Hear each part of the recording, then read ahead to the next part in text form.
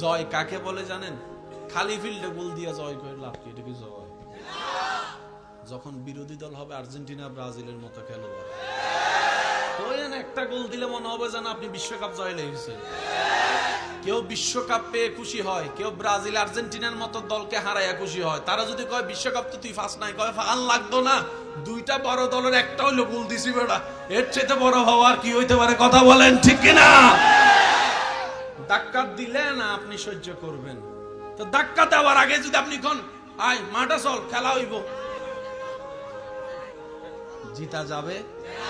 বলেন না জিতা যাবে? আমি সবার মুখে শুনতে চাই জিতা যাবে। দ্বিতীয় একটা কথা এখানে মনে পড়ছে, নোট করে রাখবেন, বলে যাচ্ছি।